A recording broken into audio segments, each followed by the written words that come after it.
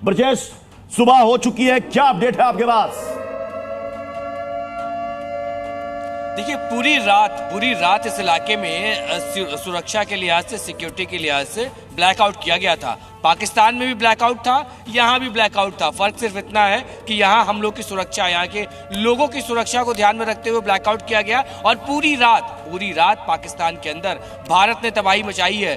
कराची में नुकसान पहुंचाया है, लाहौर लहूलुहान हो चुका है। बाकी जो वहाँ के और जो इलाके हैं, रात भर भारत की तरफ से वहाँ पर हमले किए गए हैं। हालांकि वहाँ की सेना मना कर रही है। वहां की सेना का कहना है कि नहीं, बहुत बड़ा नुकसान नहीं हुआ है। लेकिन स्थानीय लोगों ने ही वीडियो बनाया, वीडियो सोशल मीडिया पे डाला और बताया कि रात भर पाकिस्तान सो नहीं पाया। सो इसलिए नहीं पाया है कि भारत की तरफ से लगातार हमले किए जा रहे थे। हालांकि पाकिस्तान भी हमले कर रहा था, लेकिन जो हमारा डिफेंस सिस्टम है वो लगातार मौजूद था। और कई ड्रोन जो पाकिस्तान की तरफ से भारत में आए, उनको हवा में ही निस्तो नाबूद कर दिया गया। यानी जो रात में पूरी कार्रवाई हुई भारत की तरफ से, वो 100% सफल कह सकते हैं। हालांकि अब तस्वीर थोड़ी देर बाद एक अपडेट और दे दीजिएगा ब्रजेश, क्योंकि अभी हमने जैसलमेर में अपने संवाददाता से बात की। उन्होंने कहा कि सुबह 6 बजे के बाद वहां पर ब्लैकआउट हट रहा है। अमृतसर की क्या सिचुएशन है?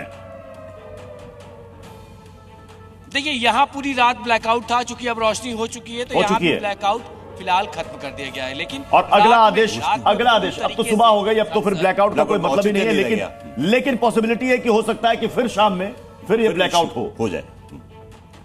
और रात में ब्रजेश, अगर बात की जाए अमृतसर इलाके की, तो यहां पर पाकिस्तान की ओर से क्या क्या अटैक किए गए, सिर्फ ड्रोन से हमला किया गया। इन सबके बीच बड़ी खबर आ रही है, अपने दर्शकों को बता दें, बीएलए यानी बलोच लिबरेशन आर्मी ने पाकिस्तानी सेना की पोस्ट पर कब्जा कर लिया है। और पाकिस्तानी सेना अपनी सबसे पुरानी आदत की तरह वहां से भाग निकली है। और बीएलए ने बाकायदा इसको लेकर के एक चिट्ठी भी जारी की है और बताया है कि पाकिस्तानी सेना पोस्ट छोड़ करके भाग गई है। तो बीएलए यानी बलोच लिबरेशन आर्मी, जिसने कि पाकिस्तान से अलग होने का ऐलान कर दिया है और यूएन में बाकायदा अर्जी भी दी है कि हमें मान्यता दी जाए, बलूचिस्तान को अलग देश के तौर पर मान्यता दी जाए। और पाकिस्तान के सैनिकों को जिस तरह वे चुन चुन करके मार रहे हैं, वहां से भगोड़े पाकिस्तानी भागते हुए नजर आ रहे हैं और पाकिस्तानी सेना अपनी पोस्ट छोड़ करके भागी है। यह बड़ी खबर आ रही है। एक तरफ बलूच खुश हैं, उन्हें लग रहा है कि बलूचिस्तान अब जो चाह रहे थे उनका सपना पूरा हो गया। दूसरी तरफ पाकिस्तान की चौकियों पर फिलहाल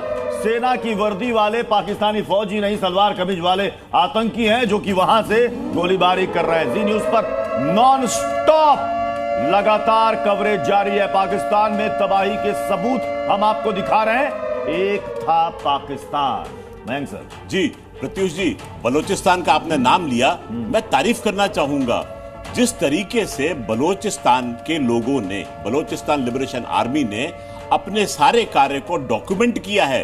कल के दिन अगर बलोचिस्तान की हिस्ट्री लिखी जाएगी तो काफी काम आसान हो जाएगा। उन्होंने जो जो हमले किए हैं, कितने लोग मारे हैं, सबका उन्होंने रिकॉर्ड रखा। सबसे पहले ग्राउंड जीरो चलते हैं खालिद के पास। खालिद, आपके पास क्या इंफॉर्मेशन है?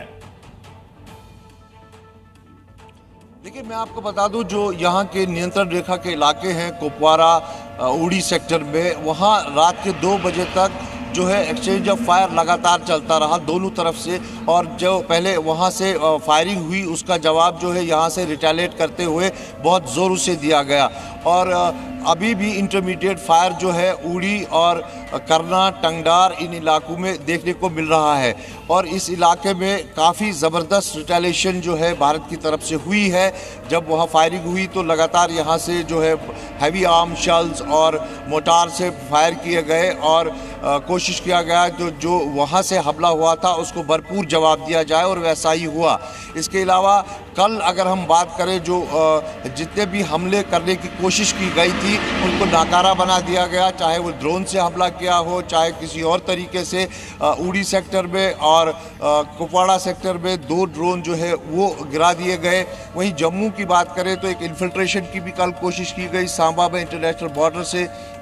वहाँ एक टेररिस्ट का जो ग्रुप था उसको इन्फिल्ट्रेट कर, लेकिन उसको बीएसएफ ने इंटरसेप्ट करके जो है काफ़ियों को वहाँ मार दिया है। हालांकि एक्चुअल नंबर ऑफ किलिंग्स अभी पता नहीं है, क्योंकि काफ़ी डिटेल्स शेयर नहीं की जा रही है और ना ही जो कार्रवाइयाँ हो रही है उनका भरपूर खुलासा हो रहा है। तो जो हमें पता चल रहा है हम उतना ही बोल सकते हैं और जितना बिल्कुल। इजाजत है बोलने का उतना ही बोल सकते हैं। जी तो खालिद, अगर बात की और जाए कंगार, पाकिस्तान की ओर से जो अटैक किए गए हैं उसमें किन हथियारों का इस्तेमाल किया गया है? क्या शेलिंग की गई है, गोलियां बरसाई गई हैं? इसके अलावा क्या ड्रोन अटैक भी एलओसी इलाकों में किया गया है?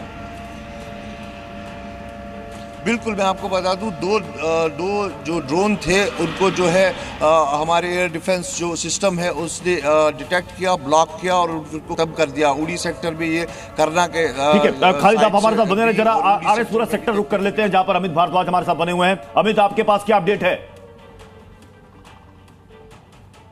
देखिए, करीब 1-1.25 घंटा पहले यहाँ पर जो है वो सायरन भी सुने गए और धमाकों की आवाज़ थी, 3 बार सुनी गई। लगातार हम लोग मॉनिटर कर रहे थे। यहाँ लाइट्स ऑन करने की जो है वो इजाज़त नहीं थी। अभी जो है वो नेचुरल सोर्स ऑफ लाइट आ गया है। तो मैं आपको बता दूं कि लोग घरों से निकलने लगे हैं, लेकिन उनको हिदायत दी गई है कि महफूज रहें और घर के अंदर ही रहें। और जैसे कि मैंने आपको बताया कि 1.25 घंटे पहले जो है वो आवाज़ें सुनी गई। 3 बार ये जो है वहाँ पर आवाज़ें सुनी गई। इंटरनेशनल बॉर्डर्स पर इस समय सिचुएशन जो है उसको मॉनिटर जो है वो करी जा रही है। जो कंसर्न्ड एडमिनिस्ट्रेशन ऑफिसर्स हैं, कंसर्न्ड ऑफिसर जो फोर्सेस के हैं वो लगातार मॉनिटर कर रहे हैं, लेकिन इस समय सिचुएशन तनावपूर्ण है।